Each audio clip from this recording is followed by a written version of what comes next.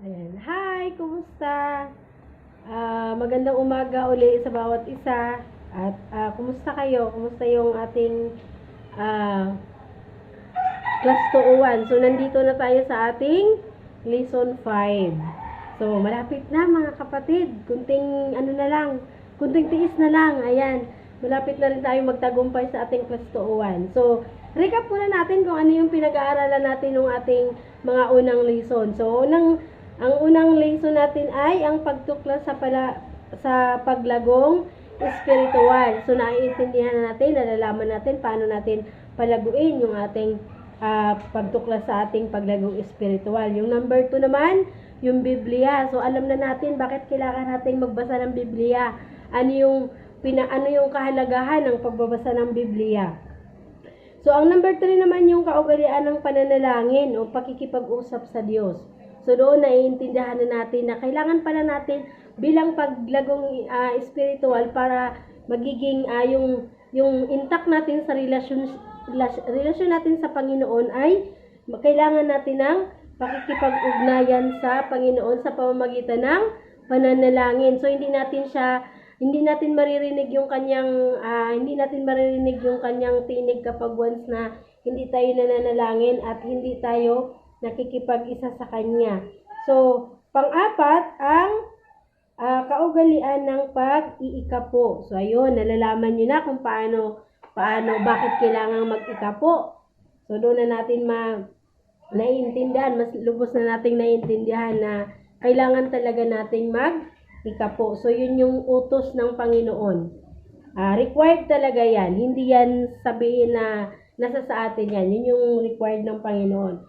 So, ngayon, ang pag-aaralan natin is yung pakikiisa sa pamilya ng Diyos. Sa English ay fellowship. Yun. Pakikiisa sa pamilya ng Diyos. Bakit nga ba kailangan nating makiisa sa pamilya ng Diyos? Sabi dito sa Hebreo 10:25, at huwag kaligtaan ang pagdalo sa ating mga pagtitipon gaya ng ginagawa ng ilan, kundi palakasin ang loob ng isa't isa. Bakit kailangan nating magkaisa o pakikiisa or fellowship? Bakit kailangan? Kasi napakahalaga yung meron tayong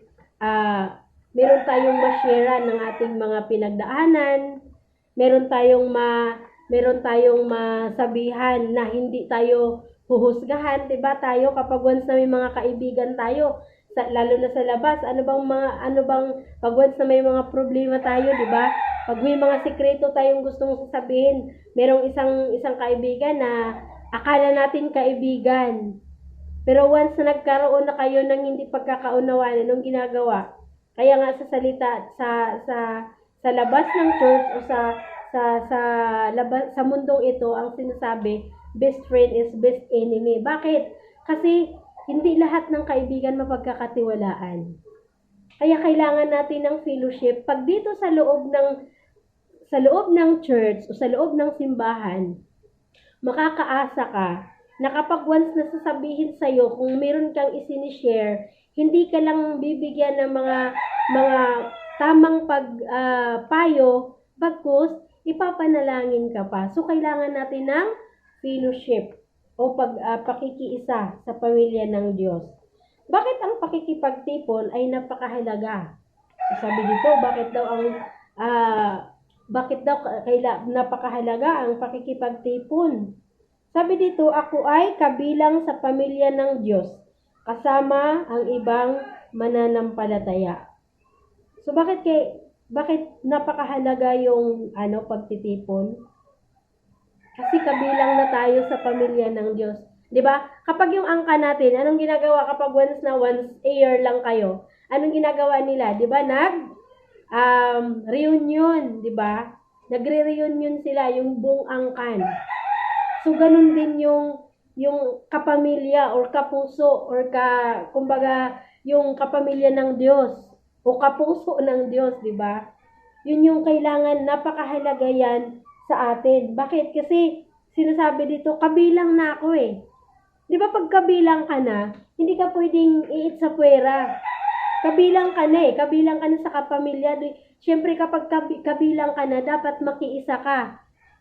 Di ba kapag ang pamilya mo, sabi nga, o ang mag-asawa, pag pinag-isa, ano sabi? Sa hirap at ginhawa. Di ba? Sa sakit, di ba? Sa sickness and in health, di ba? Till death do us part, sabing ganon. So, pagkapamilya mo na naman, kapag halimbawa may kapamilya ka or kamag-anak ka na may pinagdaanan or may mga pagsubok na nararanasan, anong ginagawa natin? Di ba tumutulong tayo? So, ganun din yung kapamilya ng simbahan o ng church. Tayo, bilang isang Kristiyano, bilang isang magkakapatid sa harapan ni Kristo, dapat kailangan meron tayong pakikipag-isa. Halimbawa, 'di ba? Halimbawa may mga gathering o yung mga ano. Syempre, ano bang mararamdaman natin kapag ano ba yung tawag nito? Yung itsapuera ka. Pag hindi ka sasabihin, ay meron tayong ano ngayon, 'di ba? Masama, nakakasama ng loob. Kasi kapamilya na tayo eh.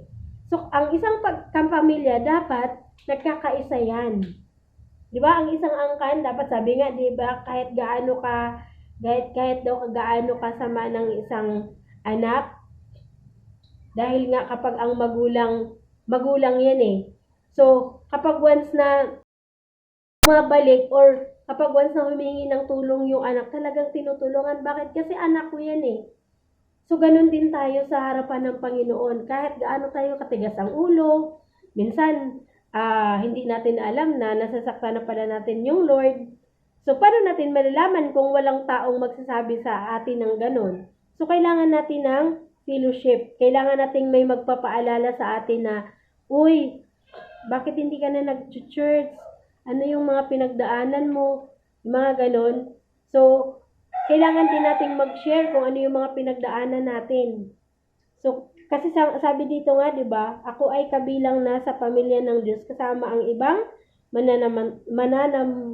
mananampalataya, sabi niya. Sa Galatia 6:10, sabi niya, sa ang lahat ng pagkakataon sa paggawa ng mabuti sa ating kapwa, lalo na sa mga kapatid sa pananampalataya. O meron dito, lalo na sa kapatid sa pananampalataya. Hindi naman masama po yung makikisama ka dun sa mga hindi mananampalataya. Pero, sabi nga dito, lalo na sa mga mananampalataya. Bakit? Kasi sabi nga, hindi ko makalimutan yung sinasabi ni Pastor dati na ang ating mga, ang tawag nito, yung kamag-anak dito sa mundo, hindi lahat yan nakakasama natin. Kumbaga dito lang yan sa mundo. Kapag once na hindi nila tinanggap personal si Lord bilang Savior nila, hindi nila tinanggap bilang tagapagligtas or Panginoon nila si Jesus, nakakalungkot mang sabihin, pero yun talaga, hanggang dito lang natin makakasama ang kapamilya natin. Kaya nga natin sinisikap nating abutin sila dahil hindi tayo papayag na tayo lang yung makakasama ay makakapunta sa langit. So, ang kapamilya natin dito sa church, dito pa lang sa church magkakasama na tayo hanggang doon sa kabilang buhay. Kung totoo tayong tinanggap natin ang Panginoon na tagapagligtas, hindi lang tayo dito magkakasama ng mga kapatid. Kaya nga, mas higit nating pahalagahan ang ating mga kapamilya at ka-churchmate, mas higit nating paalalahanan, mas higit natin na pagmamalasakitan. Bakit? Kasi hindi lang tayo dito magkakasama mga kapatid. At isa din yan sa maipapakita natin sa mundo o sa labas ng simbahang ito kung paano makikisama or paano yung relasyon ng isang kapatiran or isang Kristiyanong pamumuhay. So doon nila makikita na kasi magkakapatiran kasi namin din sila kaya kailangan nating halimbawa may mga problema, may mga pinagdaanan. 'Di ba 'yun yung ginagawa natin kapag may mga pagsubok sa buhay? 'Di ba tayo once na kapag sa labas, kapag once na merong anong ginagawa natin pag halimbawa may mga pinagdaanan sa buhay. Alam nyo kasi ganyan din sila Oh, di ba yun yung mga naririnig natin sa labas? Pero tayo dapat hindi ganun yung ating kaisipan or hindi dapat ganun yung ating pag-uugali. Once na meron tayong pinagdadaanan, may pinagdadaanan yung ating mga kapatiran, hindi man tayo makakatulong tayo sa pamamagitan lang ng andyan ka, yung physical na pagsama sa kanya, kahit wala tayong maitulong sa kanya, yung samahan lang natin siya, yung pakikinggan lang natin siya, napakasarap kaya sa pakiramdam kapag once na meron tayong problema, tapos meron tayong, anong tawag nito? Meron tayong napagsabihan o meron tayong nasisharean kasi kahit hindi tayo nakakarinig ng mga payo sa kanila, na ilalabas natin eh. Kumbaga gumagaan yung ating mga yung bigat na ating pinagdaanan kapag once na merong nakikinig. Kasi kapag sa labas sa mundo tayo magsasabi, ano sasabihin ng iba, 'di ba? Ano sasabihin nila? Ikaw kasi sisisihin ka pa, ang dami mo pang naririnig. Pero kapag once na dito sa loob ng church o dito tayo mag-share sa ating mga hinaing, sa ating mga problema, yun, katulad ng sinasabi ko sa inyo kanina, ang mga tao dito sa church ay hindi man sila ganun magsasabi ng hindi man makakatulong kung ano yung pangangailangan, pero makakatulong tayo sa pananalangin. Patuloy nating ipanalangin yung ating mga kapatid na nanghihina. Patuloy nating ipapanalangin yung mga kapatid nating nakakaranas ng mga kapigatian. So meron sa makatuwid mga kapatid, meron tayong sandalan or sandigan sa bawat isa. 'Di ba yung ang isang minsan isang example nito yung baga, 'di ba? Kapag ang isang baga bibigyan mo ng ang tawag nito yung isang apoy kapag once na yung di ba uling tapos lagyan natin ng um, sindihan natin. Di ba kapag marami sila, nagbabaga, mabilis silang umaapoy. Tama po? So, kapag once ng isang pirasong tanggalin mo sa napakadaming uling, anong nangyayari? 'Di ba na namamatay siya. Bakit? Kasi wala siyang kumbaga hindi nakadikit doon sa mga maraming baga, nawawala yung apoy. So tayo bilang isang Kristiyano, kailangan nating makiisa, kailangan nating pumunta, kailangan nating ang tawag nito, kailangan nating pumunta sa maramihan. Bakit? Kasi doon tayo nakakarinig ng mga, lalo na yung mga patutuon ng ibang mga kapatiran na hindi nila alam na napagdaanan din pala natin, 'di ba? Nararanasan din natin. So nagiging apo 'yon, nagiging ano 'yun sa sarili natin na ay tama, ganun yung gagawin ko. Kumbaga nagkakaroon tayo ng na imbis na mali yung iba yung kaisipan natin, magiging tama sa pamamagitan ng mga sharing ng ating mga kapatid or sa mga pinagdaanan din nila. So kailangan natin ng isa't isa, kailangan natin ng may kasama. Sabi dito sa makatuwid, hindi na kayo dayuhan o taga-ibang bansa, kababayan ng mga hinirang ng Diyos at kabilang sa kanyang sambahayan. So hindi na daw tayo dayuhan. So dito sa atin, dayuhan lang daw tayo eh. So kapag once na meron tayong halimbawa katulad niyan, tayo dati, dayuhan lang tayo dito sa Marilao, tama? Dito sa Maynila or dito sa kasi kung saan-saan tayo nakarating, tama po ba? Kung saan-saan tayo pinanggalingan, yung iba taga Visayas, yung iba taga Mindanao, yung iba kung saan-saan nakarating. Tapos pumunta tayo dito sa Marilao. 'Di ba? So nung nandito na tayo sa Marilao, anong ginagawa natin? Nagparehistro tayo, tama? So nagparehistro tayo, nagpa-registered tayo. So ibig sabihin, sakop na tayo ng Marilao. May pangalan na tayo dito sa loob ng Marilao. So ganun din yung pakikipagtipon sa Panginoon, yung pakikiisa sa Panginoon. So dati, yung hindi pa tayo member ng chosen generation, attendees lang tayo nun. So, tayo po, yung mga ganyan, pwede tayong nag-church kung saan church. Bakit? Kasi hindi pa tayo, kumbaga hindi pa tayo legal na, na membro. Tapos nung nag-class 101 tayo, ayun na, nagiging, na tayo, membro na tayo ng church. So, pag membro ka na, dapat meron ng karapatan ang isang organisasyon na itama ka. Tama? Kapag once na dito, halimbawa, katulad dito sa atin, kapag once na gumagawa tayo ng hindi maganda, anong ginagawa ng pamahalaan? Kapag may ginagawa tayong illegal or mayroon tayong ginagawa na mali sa batas ng gobyerno, anong ginagawa? 'Di ba? Kinukulong, pinaparusahan. So dito sa atin, hindi naman pinaparusahan. So pero ang ginagawa natin ay pinapaalalahanan. Kaya nga meron tinatawag na restoration. Ibig sabihin kapag once na membro ka na ng isang church, meron ng karapatan yung mga leaders na paalalahanan tayo, meron na tayong karapatan na meron ng karapatan yung ating mga leaders na itama tayo. Bakit? Kasi membro ka na eh. Pag once katulad nung sinasabi ko nung sa lesson 1 is yung pagka-Kristiyano,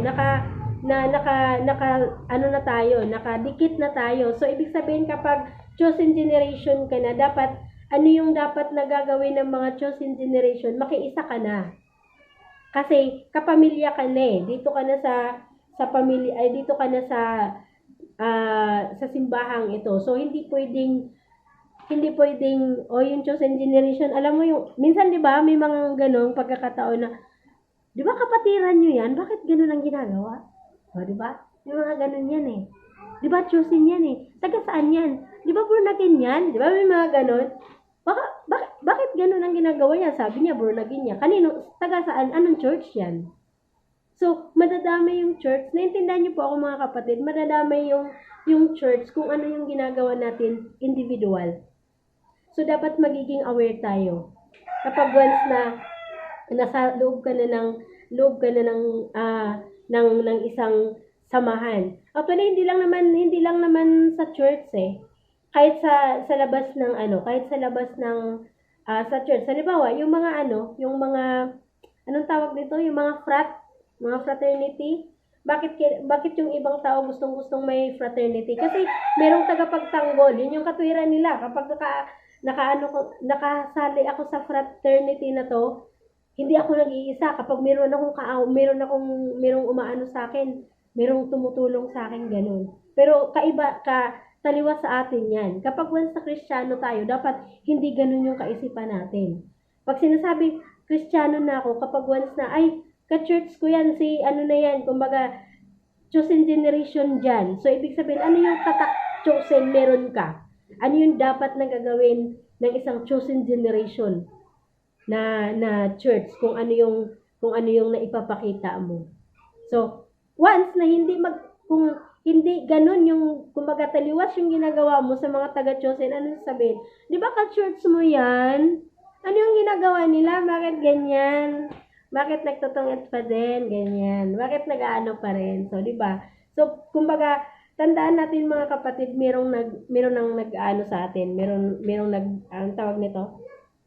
Merong nagsusubaybay sa atin. At wag niyong anuhin yun mga kapatid. Wag niyong kumbaga ikasama ng loob kasi para din yan sa atin eh.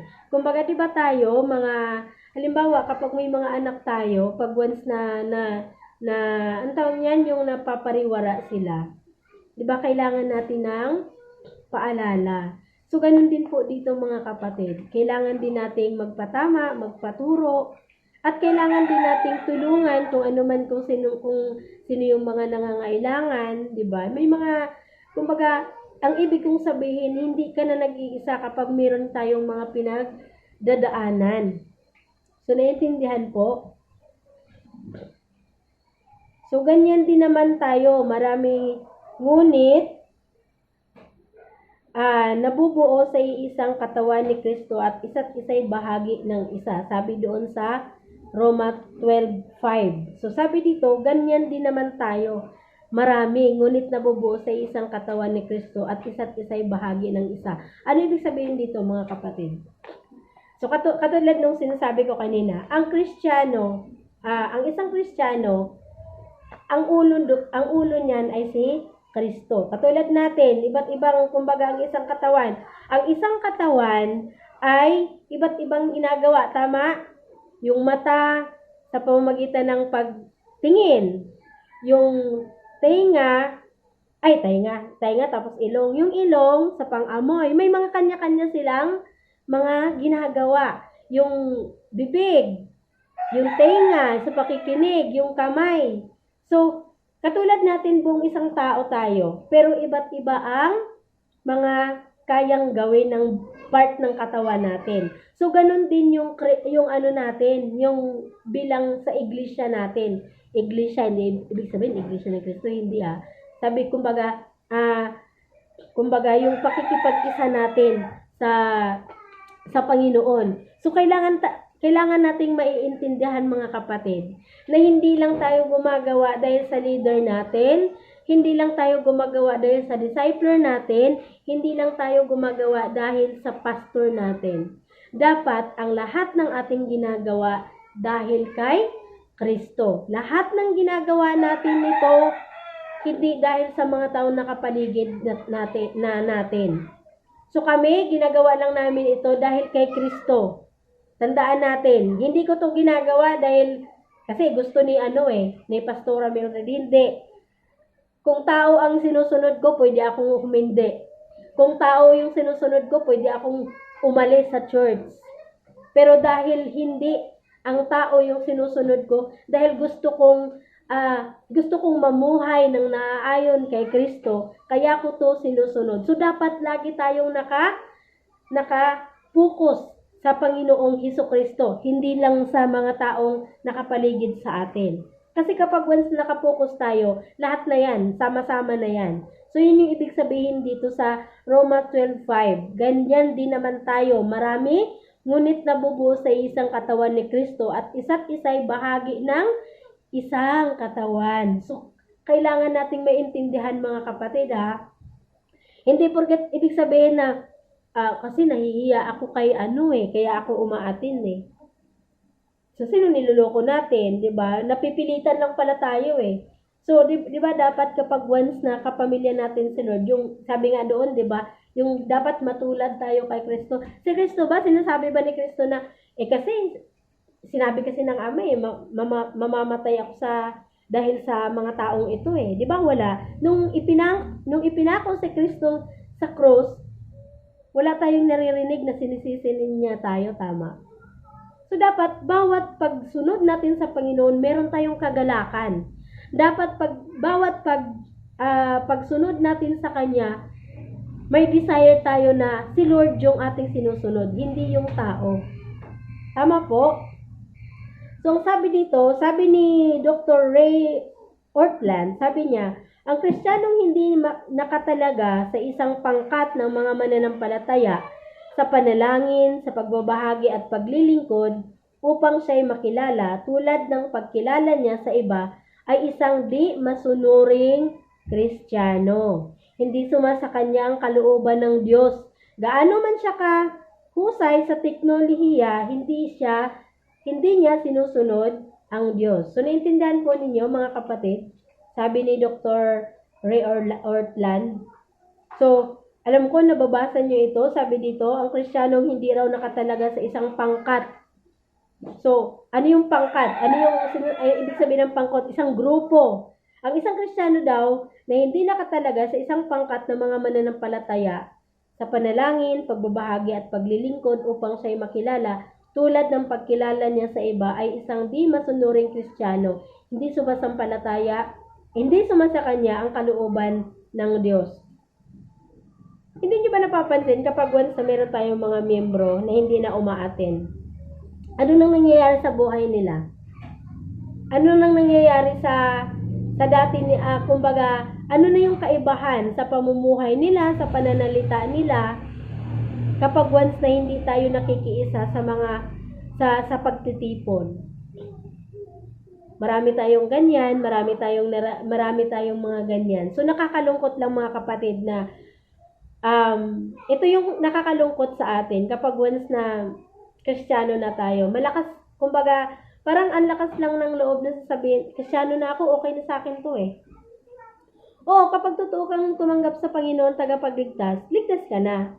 Kailang bilang buhay ka pa, meron kang dapat layunin pa, meron kang dapat gawin pa. Kailang nakakalungkot sa iba dahil sila pa rin yung nasusunod. Bakit? Kasi hindi nila naiintindihan eh. Hindi nila lubos na nauunawaan yung pagiging Kristiyano nila. Kaya sila ganoon. Kaya sila mas, kumbaga parang kampante na lang sila na okay lang kapag nagsimba lang. Pagkatapos ng simba, okay na yon. Hindi na sila sumasama sa mga iba pang pagtitipon. May mga naririnig pa nga ako na baka daw lalampas tayo sa langit.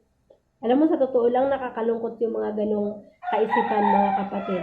Kasi kahit kailan, kulang na kulang pa yung gagawin natin dapat dito sa mundo. Kung tutuusin sa ginagawa ng Diyos para sa atin. Kahit buhay nga natin, kulang pa eh. Kung talagang makikilala lang natin kung bakit ginawa ni Jesus yung mga ginagawa niya, hindi natin maiisip yung mga ganong salita. Hindi natin maiisip na, tama na ako, ganyan na lang ako, dito na lang ako, hanggang miyembro lang ako. Kapag once na nakikilala natin ng lubusan ang Panginoon. Kapag once na hindi tayo umaatin sa mga ganitong pagtitipon, mga kapatid, tandaan natin, maliligaw at maliligaw pa rin tayo. Pangalawa, sabi dito, kailangan ko ng paghikayat sa paglagong espiritual. Kailangan ko ng paghikayat. Bakit kailangan ng paghikayat? Kasi kung tayo ang masusunod sa sarili natin, alam natin yung pagiging Kristiyano nakaka-boring. Tama? Kapag once na merong walang naghihikayat sa atin, pag once na pinatanggap lang natin sila, pag once na, alam na natin, pinatanggap ko na sila eh, tanggap na yan. Pag once na hindi na natin sila hihikayatin, i-encourage, wala na yan. So, kailangan natin ng may maghihikayat. Kailangan ko ng paghikayat sa paglagong espiritual. Bakit? Kasi alam natin na ang diablo ay laging nandyan. Ang diablo ay laging nakaabang sa atin. Sabi nga sa Biblia, di ba? Para siyang, anong tawag yun? Para siyang, para siyang, anong tawag nito? Yung leon na laging nakaabang ng masisila. Sabing ganon. Sabi dito sa Hebreo 10:24, at sikapin nating mapukaw ang damdamin ng bawat isa sa pag-ibig sa kapwa at sa paggawa ng mabuti. Bakit sikapin? Sabi dito, bakit sinabi dito, sikapin nating mapukaw ang damdamin ng bawat isa. Bakit? Kasi likas sa atin yung makasarili. Likas sa atin yung walang pakialam sa iba. Walang pakialam. Ugali ko yan dati, mga kapatid. Huwag niyo akong pakialaman, di ko kayo pinapakialaman eh. Diba? Kumbaga likas sa atin yung mga ganong ugali, yung mga makasarili, yung hayaan mo sila. Problema nila yan. Pero ang isang Kristiyano dapat matuto tayong magmalasakit. Kailangan nating paalalahanan ang kapatid natin kapag once na nakikita natin na bumabalik na naman sa dati, kapag once na nakikita natin na nakakaranas na naman siya ng mga pagsubok sa buhay, kailangan natin silang paalalahanan. So, kailangan nating sikapin ang bawat isa. Lahat tayo ay may mga kanya-kanyang kahinaan. Tama po? So, meron tayong kanya-kanyang kahinaan. Hindi ibig sabihin na Kristiyano ka na, may hilo na kaagad yung ulo mo. Kristiyano ka na, may pakpak ka na kaagad. Hindi po, mga kapatid. Ang isang Kristiyano ay dapat lalo tayong lumalapit sa Panginoon. Bakit? Kasi hindi ito yung usual na ginagawa ng mundo eh. Kapag once na magpapakampante tayo, mababalik tayo sa dating pagkatao natin. Ano ba tayo dati? Diba, mga kapatid? So, kailangan nating paalala sa bawat isa. Kailangan nating merong magpapaalalahanan sa bawat isa. Kasi hindi natin ito ugali. So, hindi natin ito nakasanayan. Yung pagiging Kristiyano natin, hindi natin ito nakasanayan, mga kapatid. So sabi dito, ang dalawa ay mabuti kaysa sa isa. Kapag nabuwal ang isa, maitatayo siya ng kanyang kasama. Tama? Kawawa ang nag-iisa pagkat walang tutulong sa kanya kapag siya ay nabuwal. Amen ba, mga kapatid? Kung ang nag-iisa ay maaaring magtagumpay laban sa isa, lalo na ang dalawa, lupit na may tatlong pilipit ay di agad malalagot. Naiintindihan niyo po yung sinasabi dito sa mga ngaral?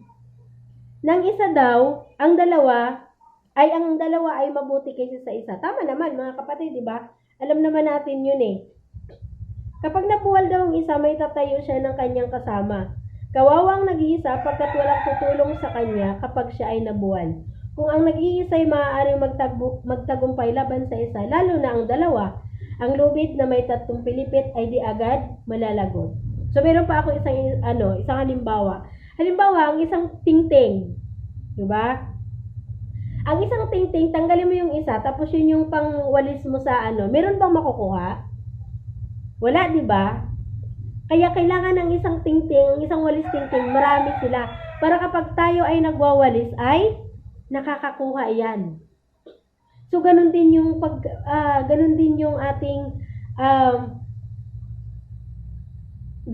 ating pakikipag-isa sa Panginoon.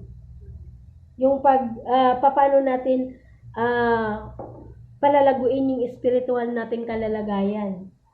Alam nyo ba, mga kapatid, sa totoo lang, hindi ako nakakatayo dito sa harapan ninyo kung walang mga taong tumulong sa akin mula nung nagiging Kristiyano ako. Ang dami kong nararanasan, ang dami kong mga pagsubok na napagtugumpayan dahil sa mga kapatiran ko, sa mga kapatiran natin. Kaya alam nyo, mga kapatid, napaka-sarap lang kasi talagang kapag once na meron tayong mga pinagdaanan na may mga tao tayong mapagsabihan, meron tayong mga tao na mapagkakatiwalaan na alam natin na hindi tayo sisiraan, alam natin na hindi tayo huhusgahan, alam natin na makakatulong sa atin. Aminin man natin o hindi, may mga kahit sabihin natin kapatid sa laman, hindi pa rin nakakatulong sa atin. Kaya tandaan natin, mga kapatid, kailangan natin ang isa't isa.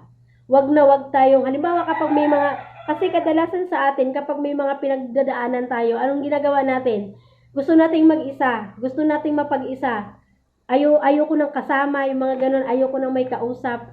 Pero yan yung pagkakamali natin, mga kapatid. Bakit? Kasi sinungaling yung ating kaisipan. Tandaan natin, ang diablo talagang nag-i-input ng mga hindi magandang mga desisyon yan kapag tayo nag-iisa. Kaya isa sa ini-encourage ko sa inyo, kapag once na may mga pinagdaanan tayo, wag nating hayaan na mag-isa tayo. Hahanap tayo ng taong mapagkakatiwalaan para ma-share mo yung kung ano man yung mga kaisipang meron tayo. Kailangan nating humanap ng mga taong mapagkakatiwalaan, at isa ang ini-introduce ko sa iyo yung mga taong may pananampalataya din. Yung mga taong katulad din sa atin ng pananampalataya. Bakit? Kasi pareho tayo ng espiritu, pareho tayo ng pagkaunawa ng salita ng Diyos. So yung mga taong ito, hindi yan basta-basta nagpapayo lang, 'di ba? Karamihan sa ating mga kaibigan, kapag once na lalo na sa labas, kumbaga sa mundo, punta tayo sa mundo sa ating mga kaibigan. Anong kadalasang payo ng ating mga kaibigan kapag once na may problema tayo? 'Di ba? Anong ginagawa nila? Dahil kaibigan mo sila, lalo na sa mga mag-asawa, pag nag-aaway kayo, ano sasabihin nila? Hiwalayan mo yan. Kasi hindi lang naman siya ang lalaki. 'Di ba? Yun yung kadalasan na maririnig natin kapag doon tayo sa mga kaibigang hindi natin kapanalig o hindi natin kapananampalataya. Pero kapag once na pareho natin ng espiritu, pareho natin ng pananampalataya, hindi natin mariringgan. Dapat lang na hindi natin mariringgan na ganyan yung mga kaisipan natin, yung ganyan yung maipapayo. Bakit? Kasi ang Diyos ay nagbubuklod, hindi nagwawasak. So kapag may mga taong ganyan na ginaganyan kayo, tas Kristiyano, I-rebuke nyo yan. Ibig sabihin, hindi pa niya lubusang na kilala kung ano yung sinasamba niya. Kasi ang Diyos natin ay nagbubuklod ng pamilya or nagbubuklod ng isang relasyon, hindi nagwawasak. So, yun yung kaibahan sa mga taong may pananampalataya at hindi at wala. May paglagong espiritual at wala. So, sa pangatlo, kailangan ko ang pananagutan sa paglagong espiritual. So, kailangan ko ang pananagutang paglagong espiritual. Sabi dito, sabi sa Kawikaan 27:17, bakal ang nagpapatalim sa kapwa, bakal at isip ang nagpapatala sa kapwa isip. Ano yung ibig sabihin dito, mga kapatid? Kailangan ko ng pananagutan sa paglagong espiritual. Ang ganda lang dito sa Kawikaan, yung kasabihan niya, bakal ang nagpapatalim sa kapwa bakal. So, di ba? Bakal ang nagpapatalim sa kapwa bakal. So, ang Kristiyano, kapag ang Kristiyano kung kayo ang magkakasama, lalo kayong lalago. Bakit? Kasi pareho kayo ng katulad sa bakal, pareho sila kaya tumatalim sila lalo. Kapag once ng isang Kristiyano, magkakasama yan, lalo nating naiintindihan, lalo nating nauunawaan yung salita ng Diyos. Pansin nyo ba, kapag may kapamilya tayong hindi Kristiyano, di ba hindi natin masasabi kumbaga yung kagalakan. Bakit?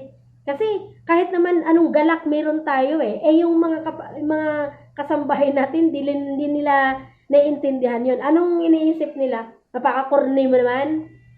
Diba? Yun yung laging kaisipan ng tao kapag once na hindi mo kapanalig. Kapag once na iba yung kanilang pananampalataya sa atin. Iba yung kanilang paniniwala sa Diyos kaysa sa paniniwala natin sa Diyos. Diba? Kapag once na tayo napapansin nyo, kapag once na nagsisharing tayo, diba yung mga women's, yung mga Bible study. Diba napakasarap pag-uusapan yung about sa Lord. Pero lumabas ka sa labas, kapag nagpapatanggap ka, kapag nag-i-evangelize ka, anong kadalasan na inaano ng mga tao? Dinadahilan. Lumabas ka sa labas, kapag nag-i-invite ka ng Bible study, ano yung kadalasan na naririnig natin? Maraming dahilan. Maglalaba ako. Diba? Tika lang, ang daming bumibili sa tindahan Naintindihan niyo po, ibig sabihin po dito. Sabi dito, bakal ang nagpapatalim sa kapwa bakal, at isip ang nagpapatala sa kapwa isip. So kapag once na unawaan ng bawat isa, lalo tayong lumalago.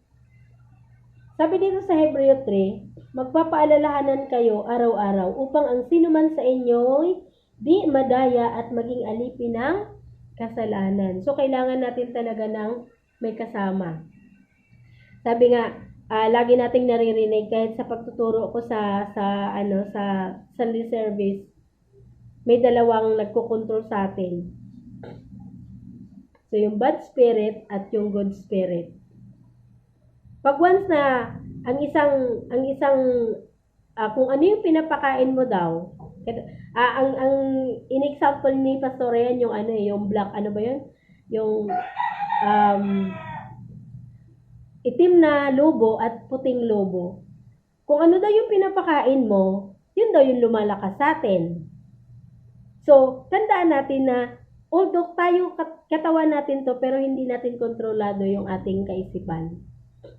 Merong nagkukontrol sa atin. Yan yung tandaan natin. Bakit ba kadalasan sa mga tao na may mga ginagawang hindi maganda? Halimbawa, yung pagpatay.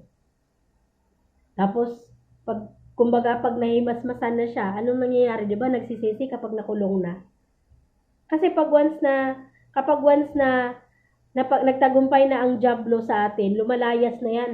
Binapabayaan na tayo. Syempre, tagumpay na siya O, naalala niyo si Adan at si Eva. Diba? Pagkatapos ni Ahas na tuksoin si Eva, anong ginawa? Wala na, umalis na siya. So, ganun ang ating pamumuhay dito sa mundo, mga kapatid. Kailangan nating magiging aware. Kailangan nating magiging mapagbantay. Kaya nga kailangan nating sundin yung lahat ng mga sinasabi dito eh. Kailangan natin ng Biblia, kailangan natin ng pananalangin, kailangan nating magpalago sa, kumbaga may nagpapaalala sa atin. Bakit? Kasi hindi natin kayang mag-isa. Kailangan nating may magpapalago, magpapaalala. Sabi dito sa Galatians 6:1-2, sabi niya, ang mga kapatid, kung may mahulog sa pagkakasala, kayong pinatnubayan ng Espiritu ang magtuwid sa Kanya. Magtulungan kayo sa pagdadala ng pasanin at sa ganitong paraay matutupad ninyo ang utos ni Kristo. Ulitin ko mga kapatid Mga kapatid, kung may mahuhulog sa pagkakasala, kayong pinatnubayan ng Espiritu ang magtuwid sa Kanya. Magtutulungan kayo sa pagdadala ng pasanin at sa ganitong paraay matutupad ninyo ang utos ni Kristo.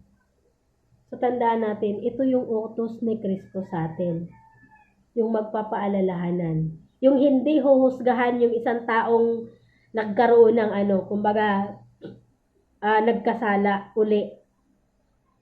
Kailangan natin ng paalaala lang.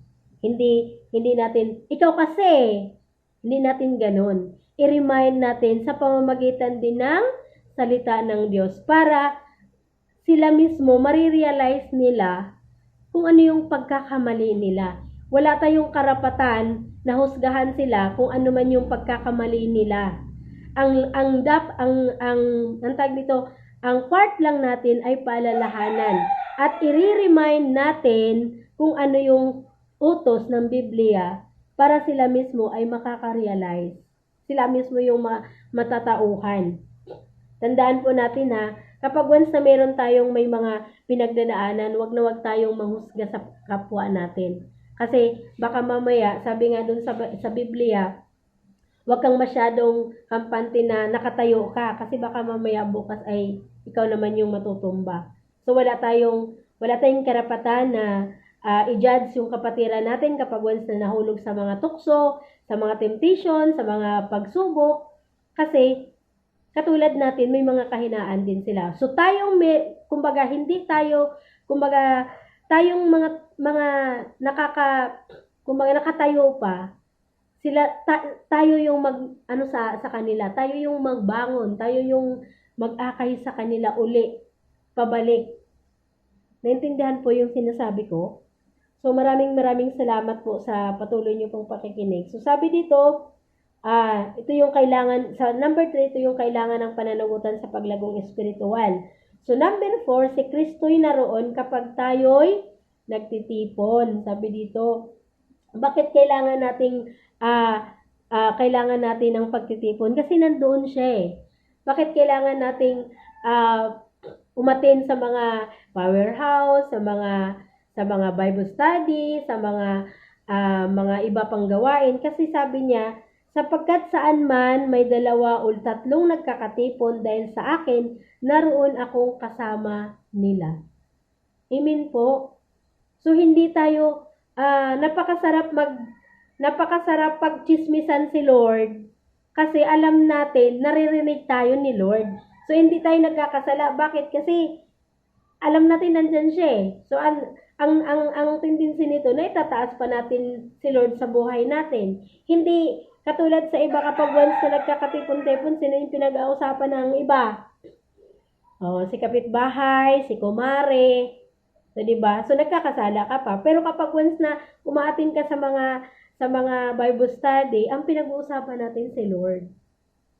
So, nakakatuwa lang na ang bawat isa, mas doon natin kasi lalong makikilala siya eh, diba? Sa mga pinagdaanan natin, sa mga sharing, sa mga salita ng Panginoon, doon natin siya mas lubos na nakikilala. At yun yung gusto ng Lord sa atin.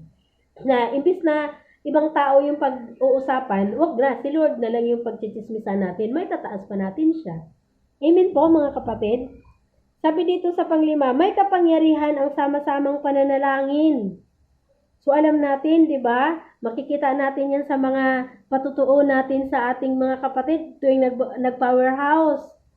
So, di ba, yung dami nagpapasalamat. Salamat sa mga panalangin na tinutugon. Bakit? Kasi nagsasama-sama tayong nananalangin. Sabi nito, kung ang dalawa sa inyo dito sa lupa ay magkaisa sa paghingi ng anumang bagay sa inyong pananalangin, ipagkaloob ito ng aking amang nasa langit. Sabi dun sa Matthew 18:19. So, sabi dito kung ang dalawa. So, paano pa kaya kapag once sa devotion na? Paano pa kaya kapag once sa powerhouse na? Kaya nga po, ini-encourage ko po kayo na umaten. Kung halimbawa, meron kayong mga time sa pag-atin ng powerhouse, alam niyo po, ito yung pinaka bone, ito yung pinaka ugat natin kung bakit hanggang ngayon nagpapatuloy pa rin yung ating Chosen Generation Christian Church dito sa Marilao. Sa lahat ng napagdaanan natin, sa lahat ng mga temptation, sa lahat ng mga pinagdaanan ng church, bakit hanggang ngayon naririto pa rin ang Marilao, ang Chosen ng Marilao? Kasi dahil doon sa powerhouse, dahil sa sama-samang pananalangin. Doon po natin ipapanalangin ang lahat ng mga magaganap, mga nangyayari sa mundo, sa mga natin, mga prayer request. Kaya po ini-encourage ko po sa inyo ang pakikiisa sa pag-atin ng ating powerhouse. Kasi sabi nga dito, 'di ba? Kung ang dalawa sa inyo dito sa lupa ay magkakaisa sa paghingi ng anumang bagay sa inyong pananalangin, ipagkaloob ito ng aking amang nasa langit. What more pa kaya pag more than 2 na tayong mananalangin? Amen po, mga kapatid.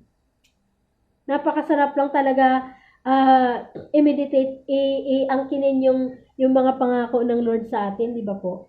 Ito yung pangako niya na pag once na nagkakaisa kayo sa panalangin, di ba? Kung tayo ngang mga makasalanan tumutugon sa, kumbaga, nagbibigay tayo ng mga mabubuti sa ating mga anak, sabi doon sa Bible, di ba?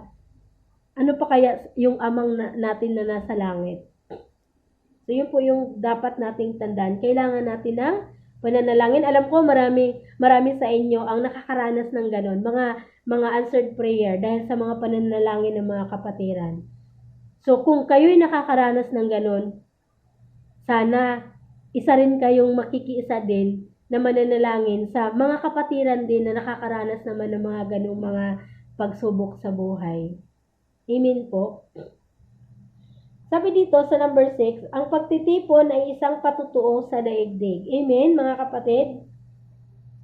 Maging isa nawa sila lahat upang maniwala ang sanlibutan na ikaw ang nagsugo sa akin. Dito natin yan matatagpuan sa Juan 17:21. Sabi ni Jesus yan maging isa nawa sila lahat upang maniwala ang sanlibutan na ikaw ang nagsugo sa akin. Ano yung tawag sa atin ng Lord? Tayo yung asin ng sanlibutan. Tayo yung ilaw ng sanlibutan. Tayo yung witness. Pag sinasabing witness, tayo ay nagiging witness sa kabutihan ng Diyos. Kaya nga, napakalaking bagay yung testimony ng isang Kristiyano Diba? Kaya nga kailangan natin na mamuhay. Diba? Sabi doon sa lesson 1, kailangan nating mamuhay ng katulad ni Kristo. Bakit? Kasi para makita ng mga taong hindi mananampalataya kung anong buhay meron ang isang buhay Kristiyano, ang isang tao na Kristiyano, kaysa sa labas ng mundong ito, kaysa sa ibang taong hindi mananampalataya. Maliwanag dito na sinasabi na maging isa nawa tayo. So tayo yung witness. Bakit? Kasi wala na si Kristo dito Wala na si Jesus dito Sabi nga sa isang meron akong narinig na tayo daw yung Biblia na lumalakad sa kalsada. Ano ibig sabihin dun, mga kapatid? Na dapat kung ano man yung natututunan natin sa Biblia, dapat nating isa sa pamuhay. Kapag once na ginawa natin to, mga kapatid, hindi na tayo maghirap pa na mag-akay ng mga kapitbahay, mga kamag-anak. Kapag once na naipapakita natin kung ano yung mga natutunan natin dito sa loob ng simbahang ito. Kaya kailangan natin na magiging witness tayo. Kailangan nating magiging ilaw ng sanlibutang ito. So napakalaking part napakalaking part tayo dito sa mundong ito kung paano natin sila aabutin. So next po, malapit na tayong last na lang. So sabi dito, ako may tungkulin sa bawat Kristiyano.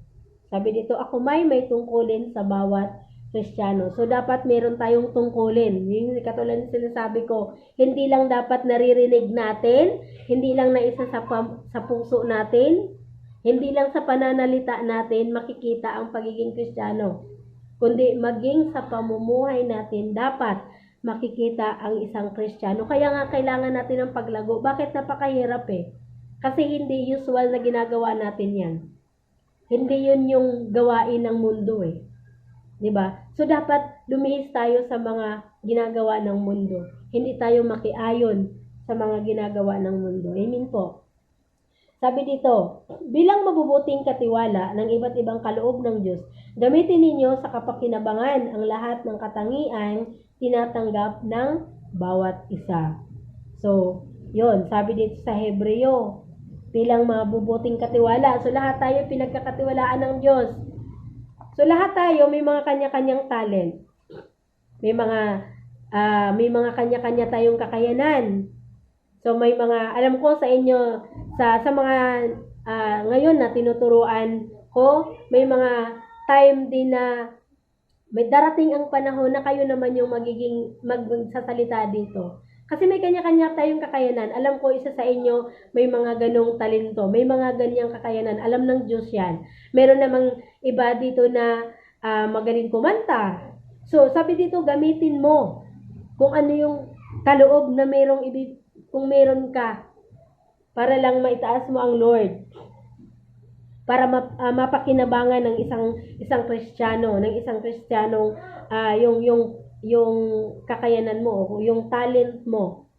Sabi ito, bilang mabuting katiwala ng iba't ibang kaloob ng Diyos, gamitin ninyo sa kapakinabangan ng lahat ang katingiang tinatanggap ng bawat isa. So, iba't ibang talent ang ibinigay ng Diyos sa atin. Ang isang tao ay walang